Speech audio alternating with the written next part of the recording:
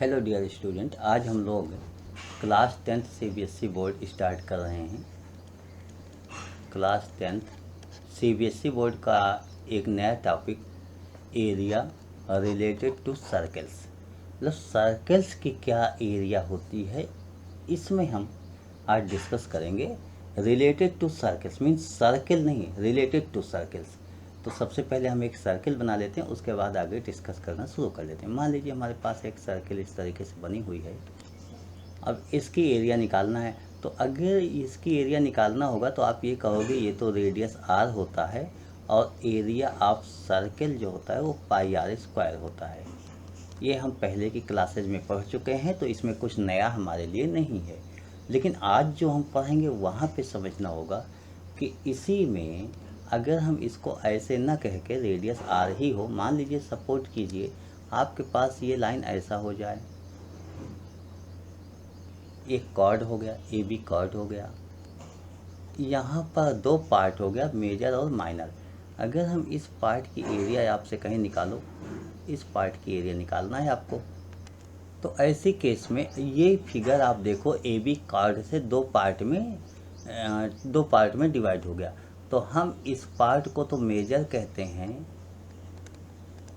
और इसको माइनर कहते हैं। ये छोटा वाला है तो इसको माइनर कहते हैं, सबसे पहली बात।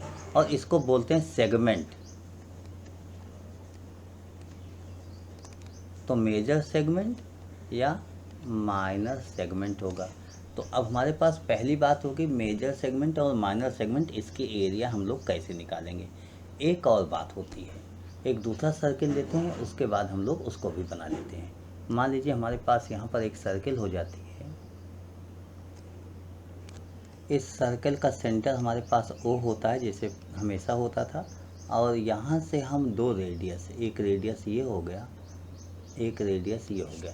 इस तरीके से मैंने इसको पार्ट में कर दिया सर्कल को, और इस पार्ट की एरिया आपसे चाह रहे हैं।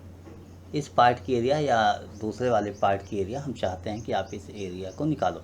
तो ऐसे जो दो रेडियस से बन जाते हैं उसको हम लोग बोलते हैं सेक्टर। तो यहाँ पर ये हमारे पास सेक्टर हो गया और ये भी सेक्टर हो गया, लेकिन ये माइनर सेक्टर होगा और ये मेजर सेक्टर हो जाएगा। ये मेजर सेक्टर होगा, ये माइनर सेक्टर होगा। तो आपके पास सेक्टर दो तरीके से हो गया, माइनर और मेजर। अब हम इसकी एरिया कैसे निकालेंगे, ये हमें समझने वाली बात है। देखिए, पूरे सर्किल की एरिया की बात की जाए, पूरे सर्किल की एरिया की बात की जाए तो एरिया आप पाई आर स्क्वायर लिखते हो। लेकिन यहाँ पर ये याद कीजिए कि यहाँ पर जो एंगल होता है ऐसे रोटेट करते हुए कंप्लीट होता है तो 360 होता है। इसका मतलब में 360 नहीं, हमें तो अभी 360 में दिस पार्ट की एरिया चाहिए। तो एरिया ऑफ सेक्टर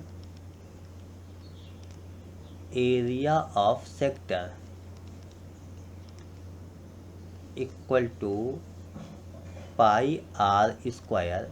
और आपको चाहिए क्या, अगर ये थीटा है तो आपको थीटा चाहिए, किस में चाहिए, 360 में। ये थीटा बाई 360 चाहिए। तो चाहे मेजर निकालना हो या माइनर निकालना हो, यही फार्मूला यूज करो, आपके सभी क्वेश्चन निकलते हुए चले आएंगे।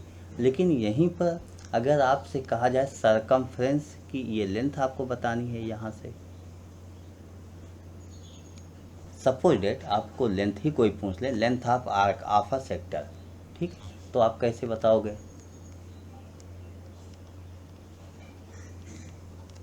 Length of arc of a sector, तो आप इसके लिए बोलोगे कि आपके पास फार्मूला होता था सरकमफ्रेंस का 2 पाई आर, लेकिन इसमें थीटा पोर्शन आपको चाहिए, थीटा बाई 360 चाहिए।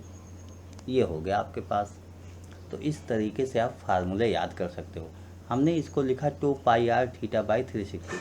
इसी को थोड़ा सा आप चाहो तो कैलकुलेट कर लो, और कैलकुलेट करके लिख सकते हो पाई आर थीटा बाई 180 लिख सकते हो। लेकिन ऐसे ही हम रहने देते हैं, बहुत ज़्यादा अलग से प्रयास नहीं करते हैं। तो इस पर एक क्वेश्चन ले लेते हैं और उस क्वेश्चन को सॉल्व करते हैं। आइए एक क्वेश्चन ले लेते हैं, एरिया ऑफ सेक्टर। देखिए ये क्वेश्चन है, find the area of sector of a circle with radius 4 cm and of angle 30 degree. Use pi की वैल्यू दिस यूज करना है आपको। तो सर्कल होता है और उसका सेक्टर, सबसे पहले हम क्या करते हैं, अपनी सर्कल को बना लेते हैं और उसमें एक सेक्टर को भी बना लेते हैं। सर्कल बना लेते हैं और इसके सेक्टर को भी बना लेते हैं 30 डिग्री के एंगल पर। इसी की रेडियस आपको चाहिए और ये 4 है आपके पास। देखिए एरिया ऑफ दिस सेक्टर आपको चाहिए, तो एरिया ऑफ सेक्टर का जो फार्मूला हमारे पास होता है, एरिया ऑफ सेक्टर, देखिए मेजर हो या माइनर हो, फार्मूला तो एक ही होता है, पाई आर स्क्वायर थीटा बाई 360। इसी में हम वैल्यूज को पुट कर लेते हैं। पाई की वैल्यू पहले से ही बोला गया है 3.14 पुट कर लीजिएगा। आर की वैल्यू आपके पास 4 है, तो 4 × 4, थीटा की वैल्यू 30 डिग्री है, डिवाइडेड बाई 360 है। इस तरीके से अब कैंसिल आउट करना होगा तो 0 से 0 कैंसिल कर दीजिए, 3 से कैंसिल होगा 12 हो जाएगा, और उसके बाद 4 3 जा 12 हो जाएगा। इसको आपको सॉल्व करना चाहिए। न्यूमेरिकल वैल्यू क्या हो जाएगी, 3.14 × 4 डिवाइडेड बाई 3। इसको आपको सॉल्व करना चाहिए। तो अब आप इसको कैलकुलेट तो आप ही लोग कर सकते हो, लेकिन मैं कर देता हूँ, कोई बात नहीं। देखिए 4 से आप मल्टीपल करो, 4 4 जा 16, 1 4 1 जा 4 1 5, 4 3 जा 12 डिवाइड बाई 3। 3 से जब डिवाइड करोगे 3 4 जा 12, 3 1 जा 3 2 26, 3 8 जा 24, उसके बाद 2 फिर से रिपीट होगा और 2 रिपीट 3 6 जा 18। मीन अप्रॉक्सीमेट वैल्यू 4.19 स्क्वायर, ये cm होगा, सेंटीमीटर हो जाएगा, इसलिए 4 cm गिवन था। अब उसके बाद नेक्स्ट देखिए, जब कभी आपको एरिया ऑफ सेगमेंट निकालना होगा तो कौन सा फार्मूला यूज करोगे। यहाँ पर ये आपको समझना होगा कि एरिया ऑफ सेगमेंट, ये मैंने सेगमेंट आपके पास बनाया हुआ था, यहाँ से सेगमेंट की एरिया कैसे निकाला जाएगा। तो आइए इस कॉन्सेप्ट को समझ लेते हैं। सबसे पहले एक सर्किल बना लेते हैं और उसके बाद आगे कंटिन्यू कर लेते हैं। जब आपको निकालना है तो सबसे पहले हम सर्किल बना के वो कंटिन्यू करते हैं। देखिए यहाँ पर हमने सर्किल बनाई और अब हम इसमें 2 लाइनें बना लेते हैं। मीन इसकी रेडियस को ज्वाइन कर लेते हैं। इसकी रेडियस को ज्वाइन ऐसे कर लिया इस तरीके से, और हमें इस पूरे पार्ट की एरिया निकालना था। एरिया तो हमें यहाँ की निकालना था, दिस की एरिया निकालना था, इसकी एरिया आपको निकालना चाहिए। तो कैसे निकालोगे ये देखिए। सबसे पहले यहाँ पर समझिए कि ये 2 पार्ट में डिवाइड मैंने कर दिया। जब इसको ज्वाइन किया तो ये आपके पास ट्रायंगल बन गया। तो इसका मतलब हुआ area of segment, area of segment equal to, जब पूरे एरिया सेगमेंट निकालोगे तो आप area of sector, area of sector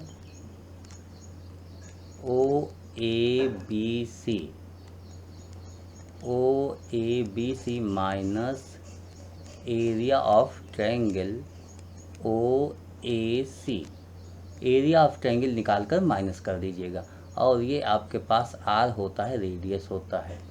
उसके बाद यहाँ से परपेंडिकुलर डिस्टेंस, देखिए या तो परपेंडिकुलर डिस्टेंस गिवन होगी या AC जो आपके पास कॉर्ड है इसकी लेंथ गिवन होगी।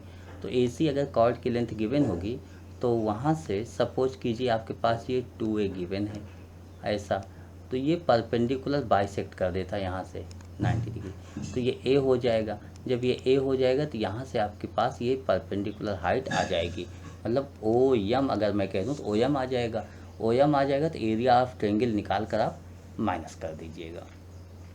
तो इस तरीके से आप क्वेश्चन को सॉल्व कर सकते हो, तो एरिया आप सेगमेंट निकाल सकते हो कोई भी क्वेश्चन। इसके लिए मैं अलग से फार्मूला आपको नहीं बता रहा हूँ, इसलिए फार्मूला बताऊँगा तो लेंदी होगा। कोई भी क्वेश्चन होगा आप कैलकुलेट कर लीजिएगा। अब हमें एरिया ऑफ सेगमेंट का एक एग्जांपल ले लेना चाहिए। तो आइए एक क्वेश्चन ले लेते हैं हम लोग एरिया ऑफ सेगमेंट का। सपोज कीजिए आपके पास ये क्वेश्चन हो जाता है, आपकी बुक का ही एग्जांपल्स होता है, और फाइंड द मान लीजिए इसमें यह है कि find the area of segment A Y B. A Y B इसका मतलब हुआ ये वाले पोर्शन की एरिया निकालने की बात हो रही है। Shown in figure if radius of the circle is 21 cm। देखिए रेडियस भी 21 गिवन है and angle A O B 120 angle भी गिवन है। यूज पाई की वैल्यू, तो जो फार्मूला बताया था उसी फार्मूले का हम लोग यूज करेंगे। Area of segment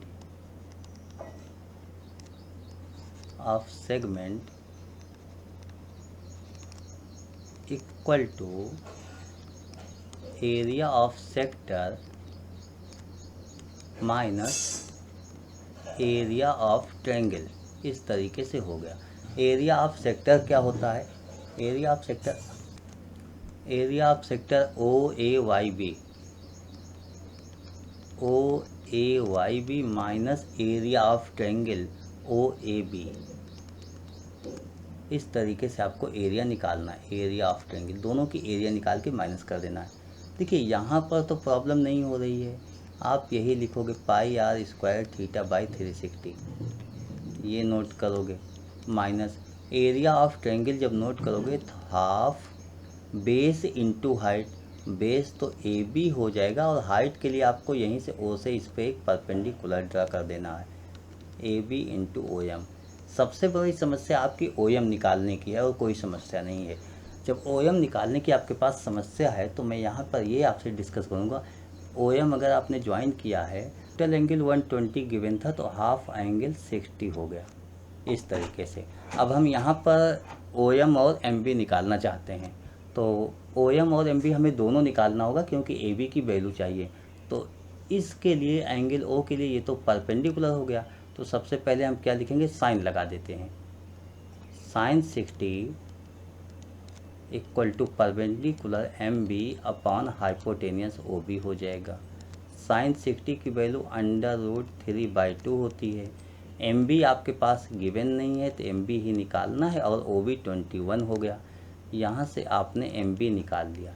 M B की वैल्यू 21√3/2 हो गया। बट आपको ए बी निकालना है तो A B equal to 2 times होता है, 2 टाइम्स ऑफ एम बी होगा। देखिए एम बी का डबल ही तो होगा। एम बी ये जो कार्ड का हाफ पार्ट होता है तो ए बी क्या होगा, 2 टाइम्स हो जाएगा। तो 2 टाइम्स इस तरीके से हम लिखेंगे और 2 टाइम्स लिखते ही 2 एम बी मल्टीपल करेंगे तो ये होगा 21√3। ये वैल्यू आपके पास आ गई। अब हम दूसरी वैल्यू ओ एम भी निकालना चाहेंगे क्योंकि हमें परपेंडिकुलर भी चाहिए, तो इसको निकालने के लिए हम यहीं पर कॉस लगा देते हैं इसी ट्रायंगल में। अब हम लिखेंगे cos 60 equal to base O M upon hypotenuse O B हो जाएगा। कॉस 60 हाफ हो जाएगा और ओ एम आपके पास अननोन वैल्यू है, यही निकालना है। O B 21, O M equal to 21/2, ये हमने नोट कर लिया। यही सब वैल्यूज हम वहाँ पुट करते हैं और कैलकुलेट कर लेते हैं। बस सिंपल सा क्वेश्चन हो गया हमारे पास। आइए वैल्यू पुट कर लेते हैं। देखिए जब यहाँ वैल्यू पुट करेंगे पाई आर स्क्वायर है, पाई की वैल्यू गिवन था 22/7 हमें पुट करना था, पहले से गिवन है। R square mean 21 into 21, theta की value 120 divided by 360 minus 1/2। A B की वैल्यू 21√3 इंटू ओ एम की वैल्यू 21/2। ये अभी आपने निकाला था। तो ये सब वैल्यूज मैं पुट कर लेता हूँ और सॉल्व करता हूँ।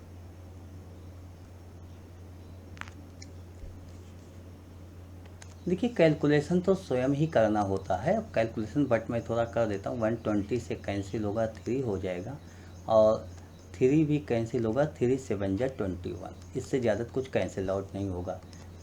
इक्वल टू, सबसे पहले यहाँ देखिए कि इसमें क्या कुछ कॉमन है।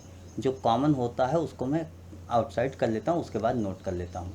देखिए कॉमन में क्या होता है, 21 दोनों में है। सबसे पहले 21, उसके बाद ये 7 3 जा 21, 21 इंटू 7 आपके पास कॉमन हो जाएगा।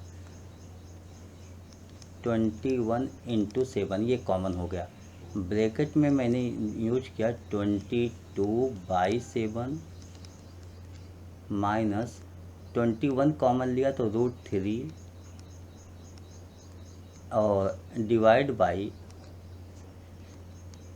2 इंटू 2। और इसमें देखिए 21 का यहाँ 7 कॉमन था, 7 3 जा 21, तो यहाँ पर 3 भी बचा होगा। इस तरीके से मैंने नोट किया। 7 1 जा 7, 7 2 जा 14।